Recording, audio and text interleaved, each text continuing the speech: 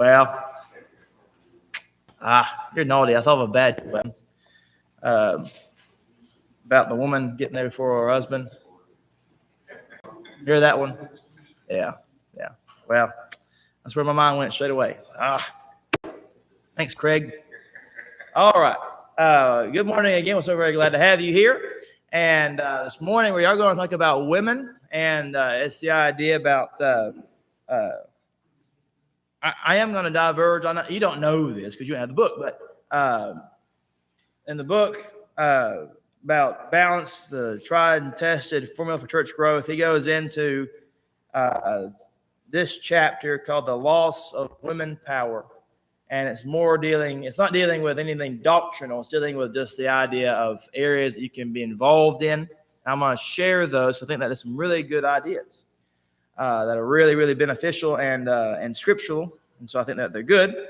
But I do want to take a brief few minutes, though, to go into kind of aspects of the role of women inside of the church and inside of culture.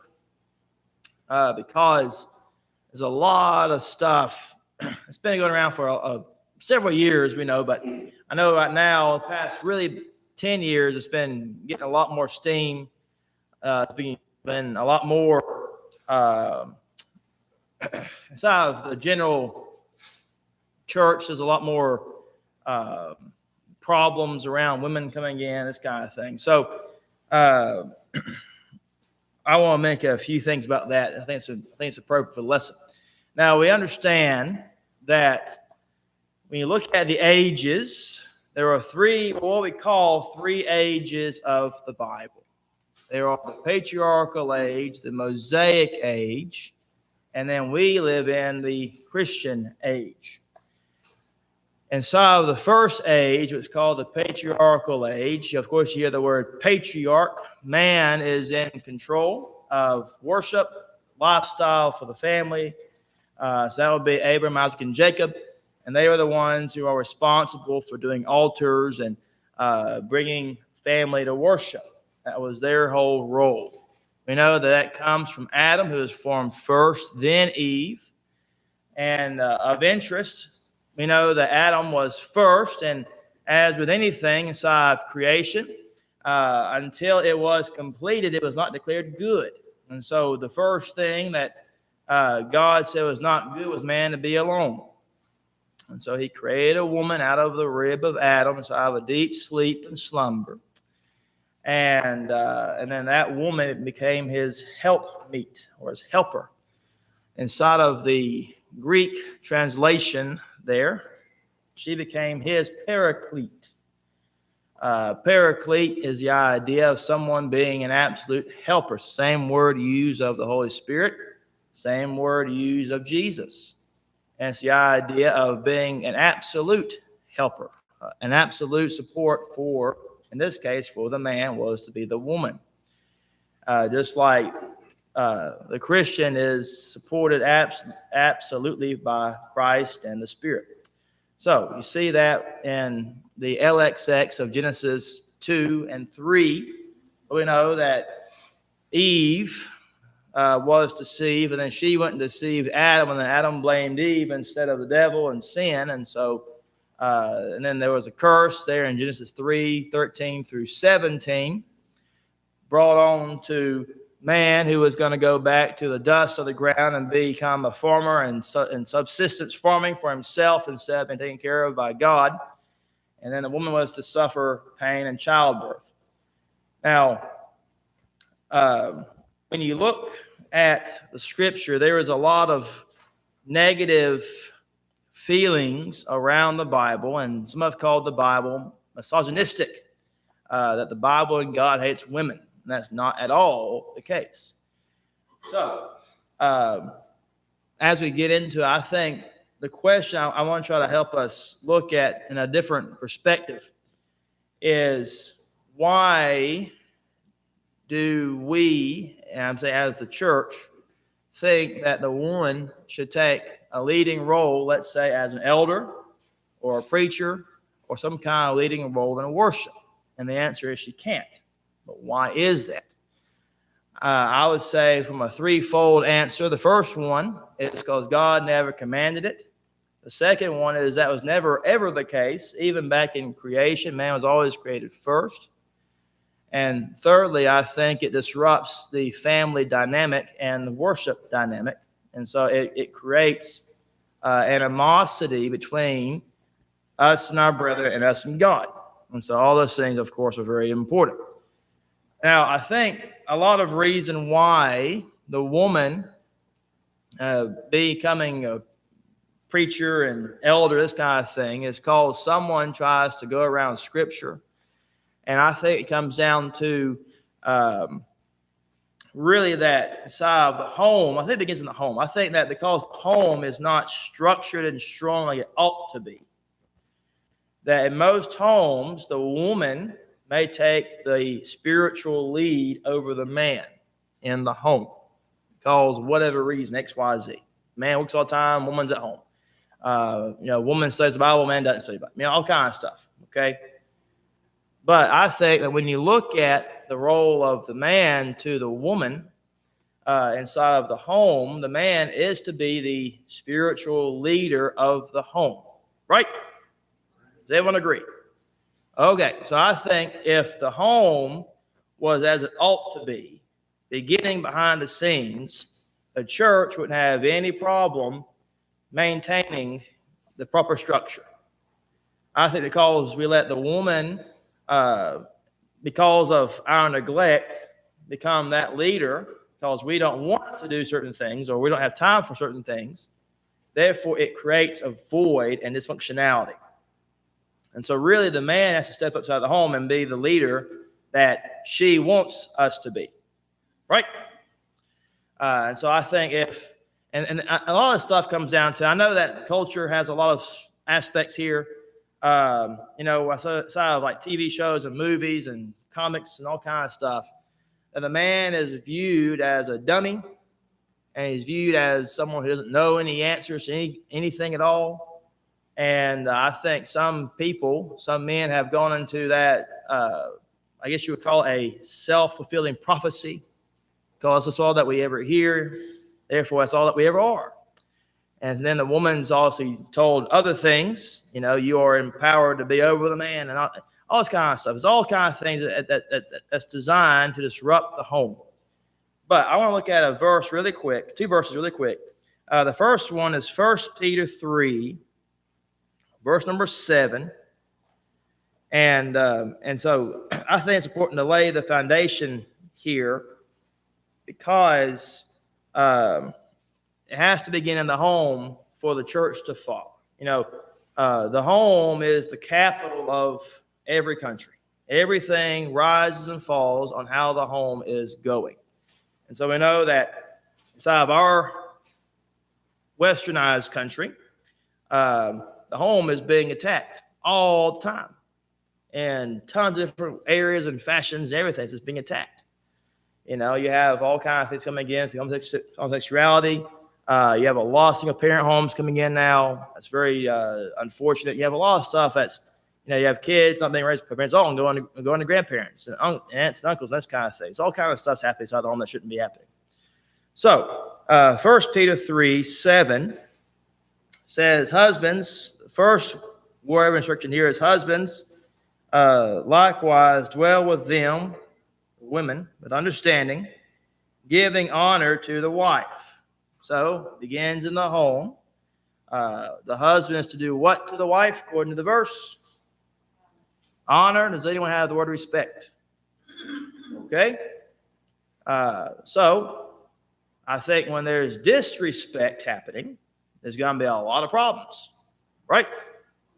Right. Okay. And we know what that looks like. That's the idea of lying to the spouse. That's the idea of I even think it goes down to money, probably, not trusting each other with money and that kind of thing, and trusting man thinking that we can do whatever we want. And woman's just kind of on the back, thinking she can do anything she wants, and this kind of all kind of stuff happen. Okay, and so we, as the man, giving. Notice the tense there, giving honor. It's a continuous process. It's not just a one and done, it's a continuous process, giving honor to the wife as to the weaker vessel, and as being heirs together of what? The grace of life. She is living life with you. Don't disrupt it for her. That your prayers, why are you doing this, husbands? That your prayers do not. You don't hinder your own prayers. So I think you see a few things here about the husband should be praying for his family. I think it's easy for the wife to respect her husband when he's being who he ought to be. I think if he's not being who he ought to be and not praying, of course, I think it's dealing with the husband not being a Christian in this sense, then it's hard for the wife to respect her husband. And so, Bible here, Peter, an apostle, an elder in the church, 1 Peter 5, 1 through 4, is saying husbands should respect the wife and be prayerful over the wife in the family. Now, I think when that happens, there is going to be a lot of extra tension taken away. Now, there is another aspect here found in Titus, I think it's Titus 1, where it says that sometimes there's going to be problems, and the woman, we know, can actually help save the unbelieving husband. And you saw that, well, you can read that in 1 Peter 3, verses 1 through 8 there. It says it in that section. And so there's a great benefit to the believing wife who can save the unbelieving husband. And that's fine. But sometimes during that process, there may be some problems. And so in Titus 1, let me find my verse here. I think it's Titus 1. Let's have a look here. Yeah, here we go. Titus 2, rather. Verses 1 through, I guess, 6 or 7. Let's do that. It says, but as for you, speak the things which are proper and sound for sound doctrine, that the older men be sober. That's the idea of self-controlled. Okay, sober, reverent, temperate, sound in mind, in love, and in patience. So that's someone who is mature, right?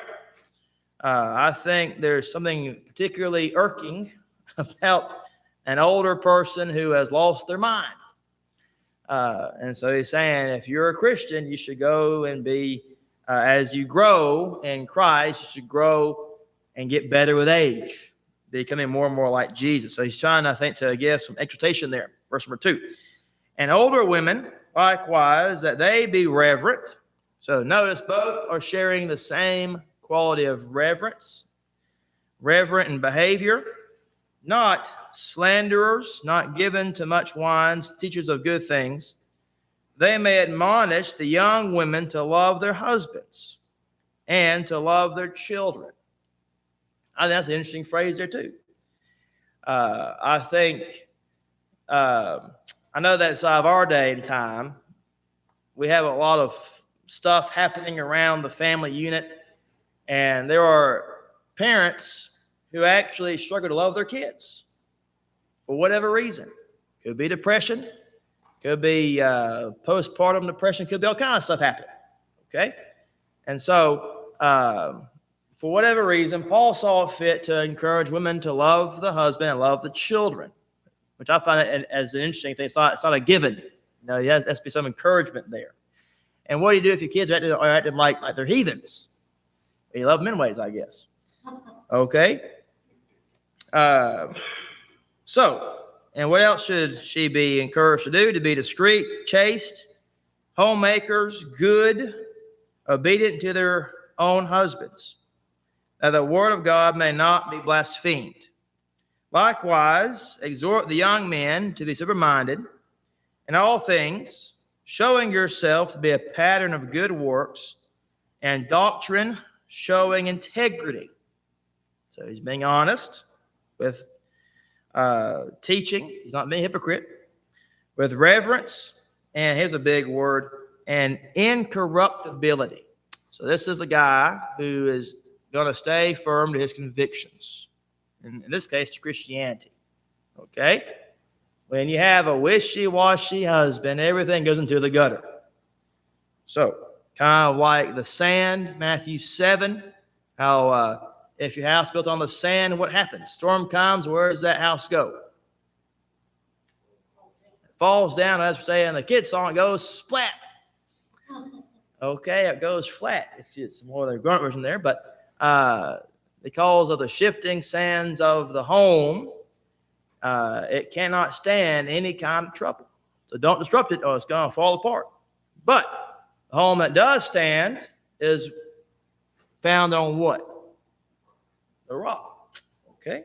So I think that goes right in this verse right here. Okay? He also should have sound speech that cannot be condemned, that one who is an opponent may be ashamed. So he has to be self-controlled. So both are encouraged to, man and woman are to be controlled in their tongues.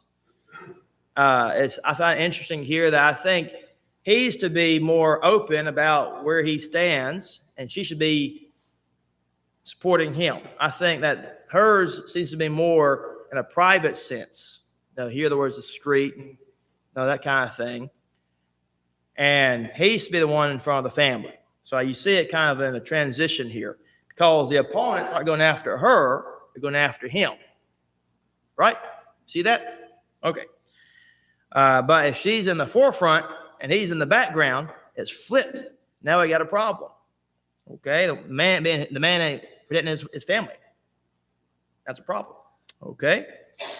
So the opponent may be ashamed because he is going to take the stand and do what he ought to do. Having nothing evil to say of you.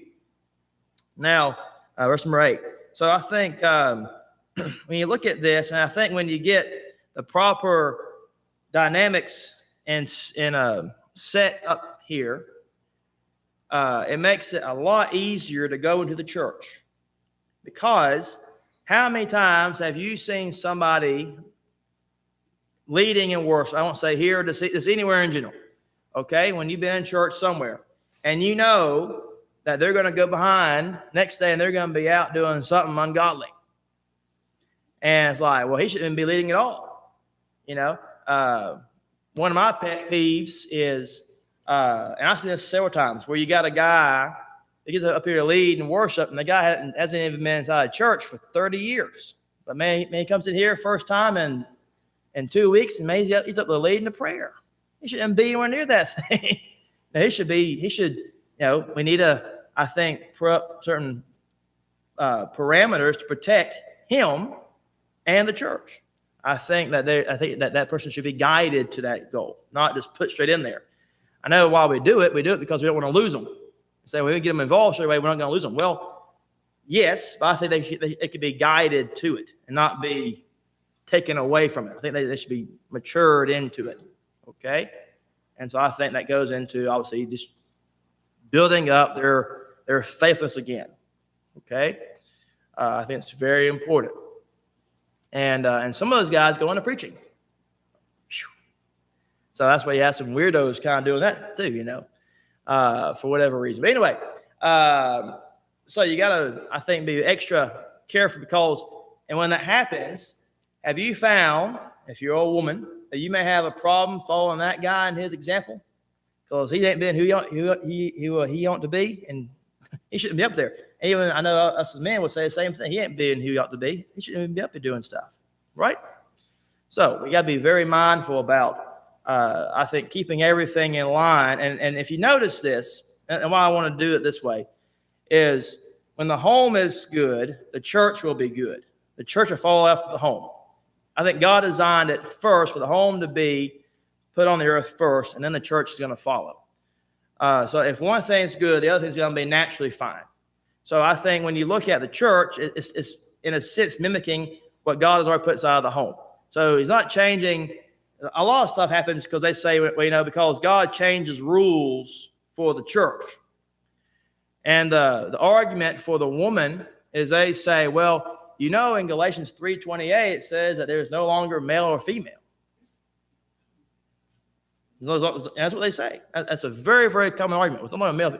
Well, that's not dealing with worship. That's dealing with baptism. That's dealing with being a Christian. It's not dealing at all with worship. It's dealing with anyone. It's because it says male or female, Jew or Gentile, bond or free. Anyone can be a Christian. That's the context. Okay? Anyone can be a Christian. But the male has to be, and so that's what I'm saying. If the home was fine, this wouldn't even be a discussion because the home's disrupted. Therefore, church is going to follow because the woman takes the lead in the home, and the man should be the one in charge. Man should be the spiritual leader of the home. I think we should all. I think one of the things when you probably were marrying your husband, women, you're probably looking at for your man is, will this person get me to heaven? You probably had that question in your mind. Will this man get me to heaven? You looked at your spouse, you said, he will, right? That's probably why you married him, I bet, right? Hope you did. If not, you may have a problem. But hope you had that mentality somewhere in there. This man is going to help me and my family get to heaven, okay? And so you put your trust in him to do what he ought to do. And then the man, I think, we ought to be told the same thing, that our job is to get our families to heaven. Now, speaking as a man, I only heard that growing up myself a handful of times. Okay, I feel like the women have a different. You talk about a lot of different things than what men go to. Okay, men go and talk about sports and stuff like that when we're growing up. Women talk about family and kids. So I know that there's a different dynamic all the way around that. But I think that the man should be emphasized growing up that he's going to be a leader. He's going to be in charge of getting his family to heaven. He should be given a certain mentality of being responsible for others. I think that would create more of the ideal man that can keep a job and keep his family happy and healthy and spiritually lively and all this kind. I think that's very, very important. But when it's devalued, we got a lot of problems, right? Okay. Does anybody? What you got, Stanley? Good to see you again. So the problem we have, though, what you mentioned was perfect and right. That we should look at that man as a spiritual leader, and will he lead in a way where we'll get to heaven as family? But what we have in society for many years now is, first, is he a good provider and a good person?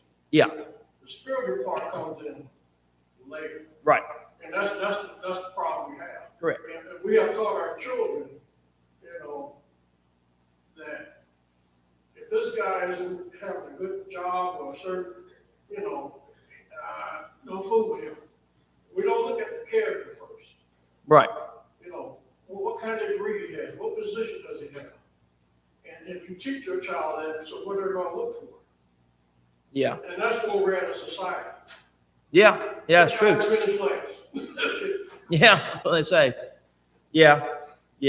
And I think you're entirely right. I think it is seeing more, and the man should be providing anyways. And that's what I'm saying. If he is taught about being responsible and told that from an early age that you're responsible, he will, I think, naturally gravitate towards things that he can provide. Instead of, to me, I get kind of sad when you go to a drive-through or a restaurant and you see a 30, 40-year-old man who should be doing something else. He's in McDonald's. I feel like that's not quite the life choice he should be making to take care of his family. I think that he should be taught from early age.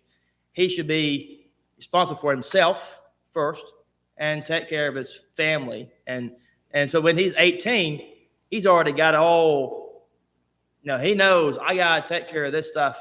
And then naturally, I think that goes into your spirituality. I think it goes to your faith. Because if your faith's right, then I think it goes into, obviously, everything. I think because faith is such a vital part of who you are.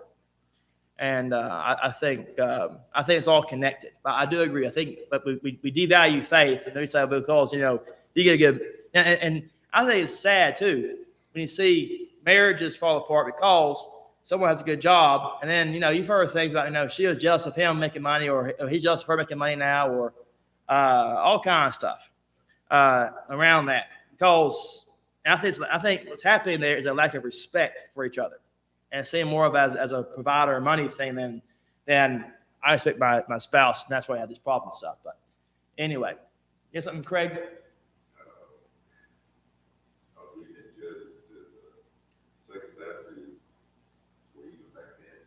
Oh yeah, they've been around for a long time.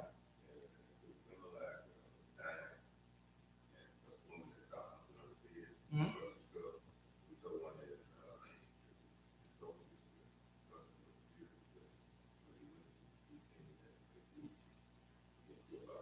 Yeah. Women, showed the L was killed, Jezebel. Yeah. So women could use good and evil. Sure. Jesus in his ministry spent so much time uplifting women. Yes, he did. Mary Magdalene, who else? The widow. Woman at the well. Yep. You just go down the line and see. Yeah, we'll talk adultery. Yeah, yeah, that's totally right. Yeah. A lot of his ministry was to uplift and not to burn. Yeah, I think that's a great point. That's a great point. Yeah, yeah. I think he's trying to restore what ought to be. Right, right. All right. So, anything else before I go on to another topic? Well, not another facet of this topic, anyway. Does anyone disagree with anything said? Great. Well. Samson will tell you how strong it is. Yeah, I thought that's when you were saying that. Now, you know what's funny about Samson? I didn't want to go into him, but that's a good one. Because Deborah has darkness, and Samson means sunny boy. And so Lot go with darkness. And that's why there's a lot of issues there. She was keeping the light down, wasn't she? All right. What you got? Good to see you, Crystal. I think the problem is that a lot of women don't pay attention to like structure and how things are supposed to work. So I think when it comes to like the women preaching and things like that, a lot of women take offense to it. Even some men take offense to it because their wives are the ones that are like the elder or bishop or something like that. But in the Bible, when it speaks of these positions, it speaks of one man, of one wife. It doesn't speak of one wife, of one man. And also, it doesn't say that we can't do anything. It doesn't say that we can't teach you how to marry, you had Priscilla, you had a lot of women that taught, but it's just putting yourself on a pedestal where you are putting yourself in a position where biblically it's wrong. I think that's what they don't understand. It's that, and then like you were saying in the title of the culture. So in the culture sense is in a lot of like Pentecostal and Baptist church, it's a lot of the Spirit touched me, and now I'm called to preach, and now I'm called to do these things. But another thing is you're doing something that's not biblical. So which spirit touched you, or what spirit touched you, I can't really tell you, but at the same time, I can tell you that that's not Bible. Yeah. And I try to tell everybody, I have a patient who she was talking to me, and she was expressing as far as her husband is a preacher, but sometimes she'll stand on, she'll preach as well, and things of that nature. And I gave her a few scriptures. She's Pentecostal, and I gave her a few scriptures, and I just told her, study the word, pray before you read it, so that you can get some understanding, and hopefully through some more like Bible study, you can understand what I'm trying to convey to you. But I think it's that. Another thing is a lot of women follow men. Yeah.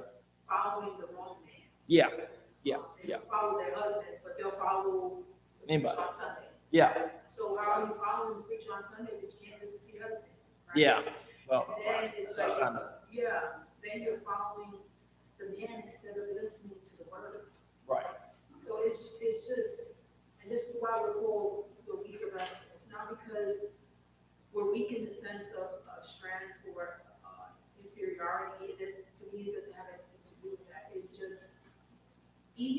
seen before the man. And that was, in the beginning of time, that's just how it was. Yeah. So we are more vulnerable, we are more susceptible to being swayed. And because we're based off a lot of emotions, Sure. and all that stuff, you know? Sure. So I think we just need to, when it comes to those things, I try not to get too deep in debating with people that do have women that reach. But I just hope that when they do dive a little deeper, they understand it's not that you don't have to do anything. Yeah.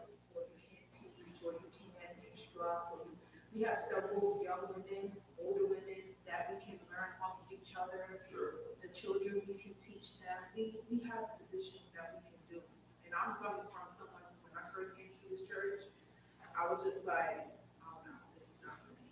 Because I felt like I didn't have a purpose. I'm like, what am I doing? But just coming to church and that's it.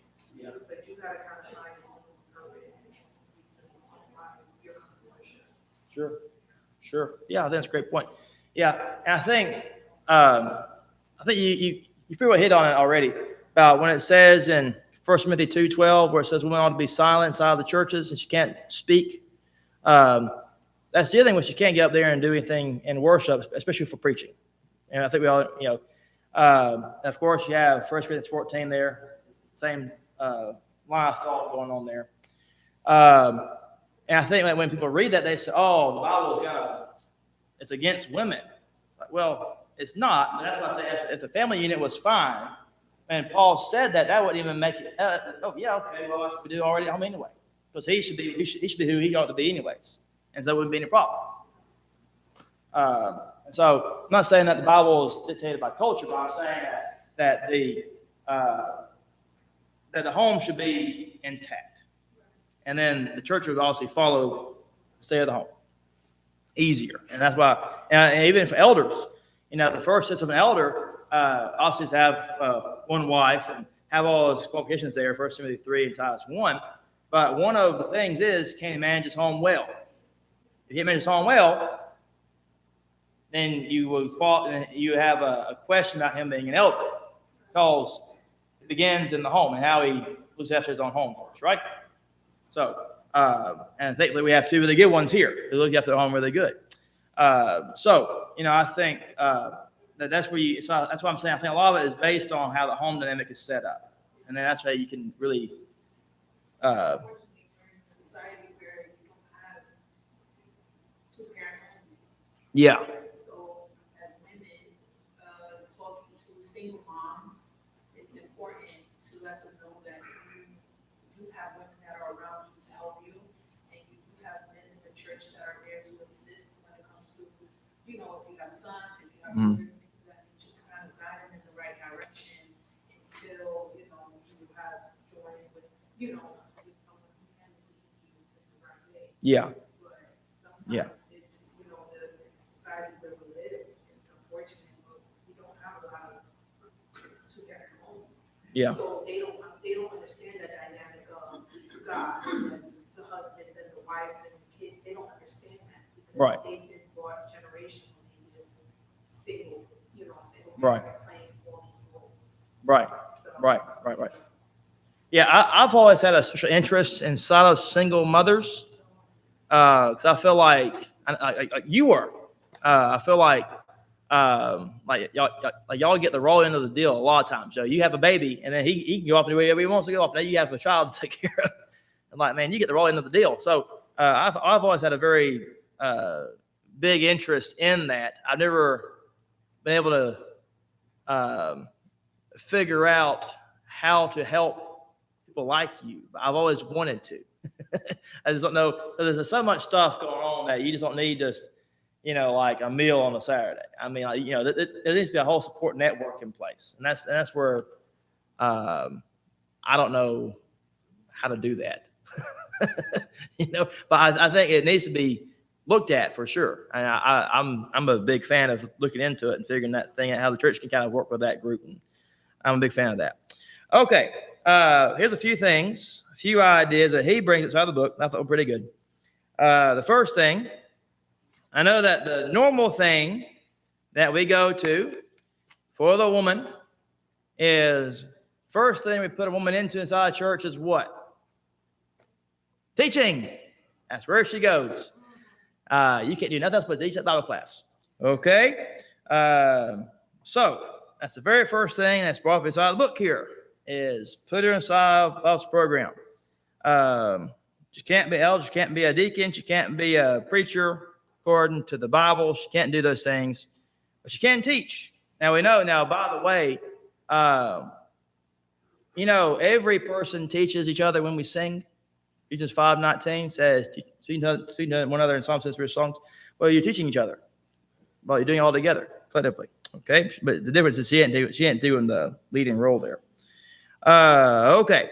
Now, another thing here I'm going to bring up. So, some other ideas he brings up inside the book is he says, it is our custom to have an artist for every department of Sunday school in order that we may have our rooms blazing with enthusiasm and optimism and teaching the Word of God. That was an interesting side note. Kind of and where I grew up at, the women decorated the whole hallway. It was really neat. And we had a lady who was a professional artist, and she made this beautiful mural. It went through the whole hallway of from Genesis to I think it went through Acts. And it was all hand drawn and painted. It was really awesome. But a few women did that together. So that was one thing. Another thing is getting involved with World Bible School. I think we did that here. I think y'all did that, didn't you? Yeah, Rick and Rita did that for a little while. Grading papers and this kind of thing to help evangelism across the world. Women can do that. Another thing was having a, now this is again for a bigger church, but the idea of having a woman be a Sunday school secretary, the idea of keeping tally of everything that the Bible school needs. Sewing group, sewing for the homeless is a good idea. Another thing, have you ever heard of Meals on Wheels? You ever heard of that? Okay. I haven't heard of it over here, but I know that's big in Chattanooga. Every church had the Meals on Wheels program. Meals on Wheels happening, volunteering at the local hospital, as going and volunteering to go and bring flowers to those who may not have family, as well as doing the same thing with nursing homes. So that was a good idea. Also, the women can be looked after to volunteer to also help with general benevolence like soup kitchens, this kind of thing in the area. So all kinds of things that the women can be very involved in and make a big, big difference. That's not just simply going to the Bible school program. Okay. All right. It says, and when we meet the real need of real people, we begin to grow. The church is seen as a relevant, glorious, wonderful institution. However, when we do not use our women's power and do not give our members a chance to give themselves to the cause of Christ, we sometimes cause our young people to wonder, is this church really relevant to our century? Does the church make a difference in the lives of people? So I'll say if we're getting out and doing things, and I think, now what kind of difference would it make on you yourself if you were doing one of those suggestions? You're going to hospitals and doing stuff, going to nursing homes and doing stuff, going to even like, I know we have a thing with the school a little bit happening or trying to happen, all kinds of stuff. We can get involved with those kind of things. You're too busy for other things to worry about. I know Sister Taylor going into Sojourners, great program to go into. She can do that by herself as a woman, and she can do a great job with that. And so I think there's all kind of ways. And by the way, kind of a random fact here. The Church of Christ in Los Angeles, back in the day, say like 1910, okay, 1920, was started by one woman. Do you know that? Isn't that random? She was a 25-year-old. Forgot her name. I'll look it up. Forgot her name. But anyway, and she moved to L.A. for a job. Found that there was no church meeting anywhere in L.A. And so she began to have worship inside of her house. And my understanding is she was bringing in people from outside of LA to come in and do the services. But LA got to be a really big hub for the church back in the 1930s and 40s because of her. I mean, it was really growing big time. About 20 years later, it was really booming. And so it came from a woman. And even in Australia, it's my understanding, on the west coast of Australia, called Adelaide, it's a big city. And there are a few churches in that area. My understanding is a woman helped plant those too. And then, of course, you have another woman that was a big missionary over in Japan. She did a lot in Japan. I think her name was Elizabeth. But and so she did quite a bit over there with Brother McCaleb. But they were in different areas. But, I mean, there's all kinds of stuff women do. Okay, let's see here.